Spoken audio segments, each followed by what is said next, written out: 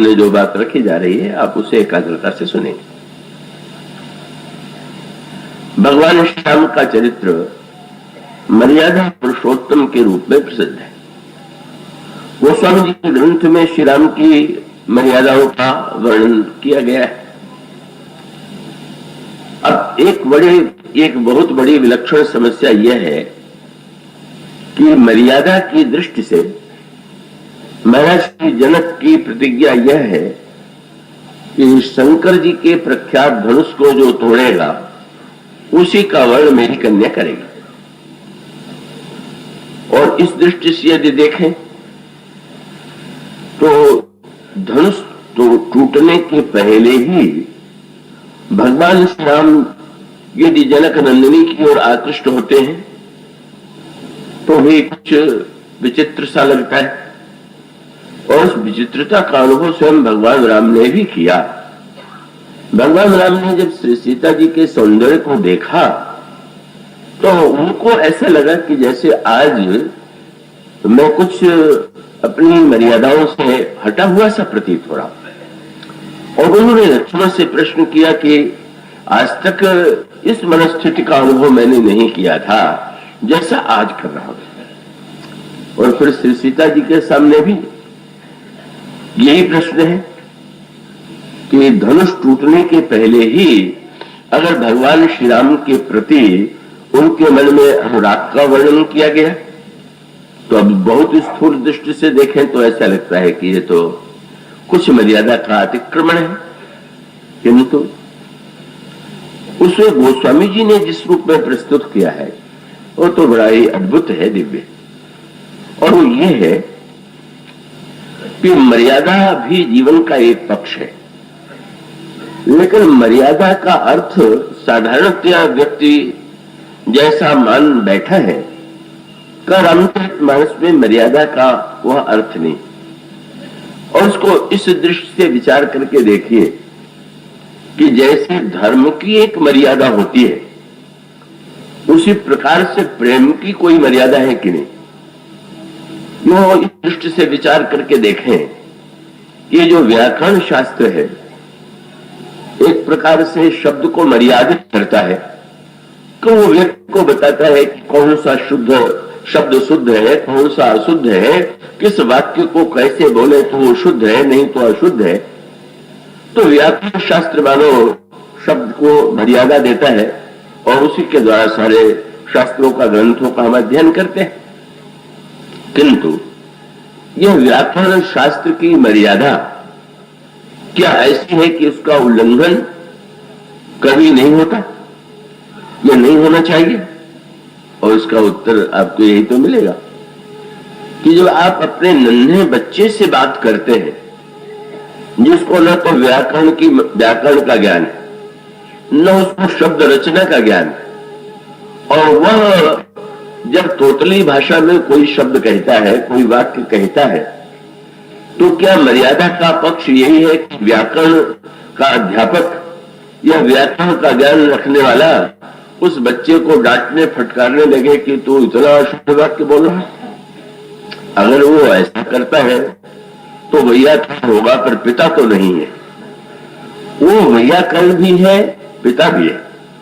और वो ऐसे एक शब्द की मर्यादा है, उसी प्रकार से वात्सल्य की अपनी मर्यादा, वात्सल्य का अपना ढंग है।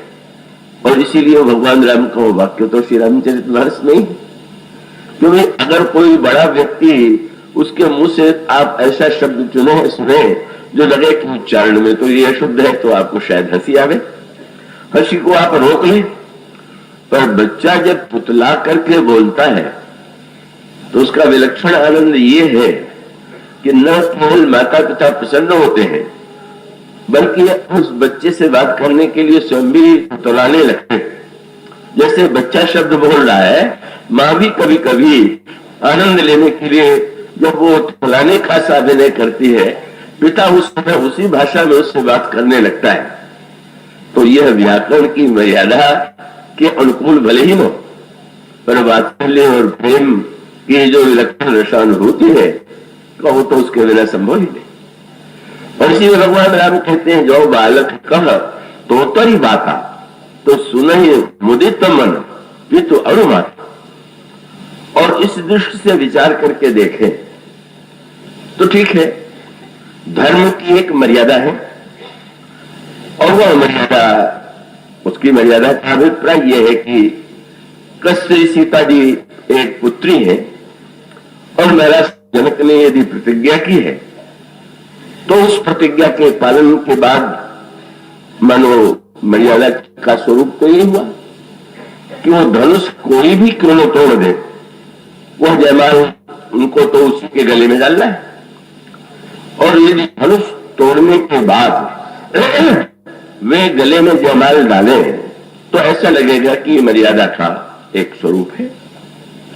किंतु ये जो प्रीति का पक्ष है जिसको हम प्रेम कहते हैं, का वो उसका सीधा सा तात्पर्य ये है कि जब प्रतिज्ञा की पूर्ति के बाद कन्या को पति रूप में स्वीकार करती है तो उसमें तो केंद्र में बुद्धि ही होगी। ये मर्यादा है, मर्यादा की पूर्ति हुई और मर्यादा की पूर्ति हुई तो मैं उसके अनुकूल स्वीकार करती हूँ।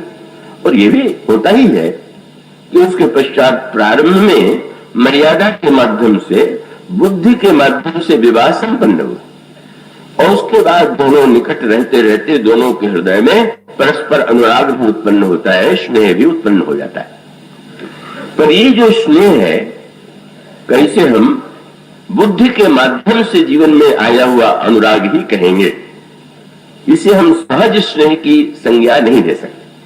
गोस्वामी जी ने प्रेम के दो रूप प्रस्तुत किए रामचरितमानस में। एक तो यह है कि जिसमें साधना के द्वारा व्यक्ति जो है किसी के प्रति, जब भक्त लोग कहते हैं, कोई पूछता है भगवान के प्रति हमारे हृदय में प्रेम कैसे उत्पन्न हो, तो महात्मा या गुरु बता देते हैं भगवान के मंत्र का जप करो, रामायण का पाठ करो, ऐसे ध्यान करो तो प्रेम उत्पन्न होगा।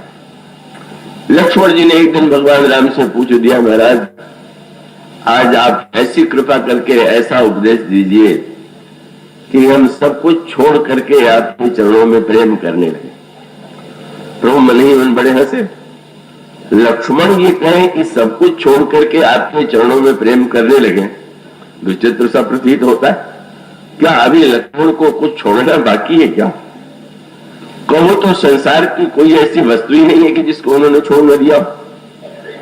और श्री राम के प्रति प्रेम इतना अधिक है, अनुराग इतना अधिक है कि गोस्वामी जी लिखते हैं कि छिन छिन लखी सिया राम इतने वर्षों तक रहे और उनकी दृष्टि सर्वदा या तो श्री सीता जी के चरणों की ओर या श्री राम के चरणों की ओर। और छिन छिन लखी सिया राम पद और जान आप पर ले करत सपन लखन चित बंधु मां पितु गए। जागृत अवस्था की तो बात क्या है, स्वप्न में भी उन्हें माता पिता किसी व्यक्ति की स्मृति नहीं आई, बल्कि इसे तो मानो कहावत के रूप में कह दिया गया कि सपने में ही नहीं। अब जो सोया ही नहीं तो सोया नहीं, तो सपने का प्रश्न ही नहीं है। अब इतना बड़ा अनुराग जिसके हृदय में हो और जिसने सर्वत्याग कर दिया हो भगवान राम से, जब वो ये प्रार्थना करे गुमन समझाई कहो सोई देवा सब तजी करो चरण रज सेवा, तो प्रभु ने भी उतना ही विनोद भरा उत्तर दिया। इसका अभिप्राय कि एक व्यक्ति कहीं जाना चाहता हो और किसी से पूछे कि मार्ग क्या है, तो प्रश्न ठीक है और उसको उत्तर भी दिया जा सकता है। और एक व्यक्ति जहां पहुंचना चाहता है वही पहुंचा हुआ हो, वही निरंतर निवास करता हो और प्रश्न किसी से कर दे कि वो यहां तक पहुंचने का क्या मार्ग है, तो अब क्या कहा जाए? तो प्रभु ने मुस्कुरा करके कहा, अच्छा अगर तुम ये अनुराग ही चाहते हो तो उसमें हमने जो वाक्य कहा उसमें लक्ष्मण की थोड़ी मीठी चुटकी भी ली गई। उन्होंने प्रारंभ में ये किया। तो मेरे ख्याल में अनुराग की पद्धति तो यही है कि प्रथम ही विप्र चरण अति प्रीति, ब्राह्मण के चरणों में सबसे पहले अनुराग होना चाहिए। अब यो साधन परंपरा में इसे महत्व दिया गया, पर मानो इसमें व्यंग भी है कि अब लक्ष्मण को तो एक ही महानतम ब्राह्मण मिले परशुराम जी, और उनसे उनका जो नाता था वो विप्रचरण अति प्रीति वाला तो नाता था ही नहीं, पर प्रभु ने यही से प्रारंभ किया, प्रथम ही विप्रचरण अति प्रीति, और फिर बोले निज निज धर्म निरत श्रुति रीति। शास्त्रों ने जैसा वर्णन किया वैसे धर्म का पालन करे। अभी भी लक्ष्मण जी इसे अस्वीकार कर चुके। भगवान पहले उनको वन के पहले उपदेश दे चुके हैं, कर्तव्य का पालन करो, धर्म का पालन करो, और लक्ष्मण जी ने स्पष्ट कह दिया कि आपका उपदेश बहुत अच्छा है, पर मेरी समस्या ये है कि आपका उपदेश अच्छा होते हुए भी जिस व्यक्ति को दिया जा रहा है उसके लिए किसी काम का नहीं। क्यों? बोले धर्म नीति उपदेशीयता ही कीर्ति सुगति भूति प्रिय जाने। जिन्हें कीर्ति अच्छी लगती हो, संपत्ति अच्छी लगती हो, सदगति जिनको चाहिए उनको ही आप उपदेश दीजिए, मुझे इससे कुछ लेना देना नहीं। पर प्रभु जब उन्हीं बातों को दोहराते हैं जिनका लक्ष्मण जी में अभाव है, तो मानो इसका अभिप्राय ये है कि अब जब तुम सहज प्रेम होते हुए भी मार्ग और साधना की बात करोगे तो भाई साधना का पथ तो यही, निज निज धर्म निरत श्रुति रीति और तेईकर फल पुण्य विषय विरागा। जब कोई व्यक्ति विद्वान गुरु के चरणों में अनुराग करेगा और उसके पश्चात अपने कर्तव्य कर्म का पालन करेगा तो उसका विषयों में वैराग्य होगा, और तब मम चरण उपज अनुराग, और उसके पश्चात मेरे चरणों में अनुराग उत्पन्न होता है। श्रवणाधिक लव भक्ति दृढ़ाही मम लीला अति मन माही, संत चरण पंकज अति प्रेमा मन कम वचन भगत दृढ़ नेमा। यही है भक्ति साधना का स्वरूप।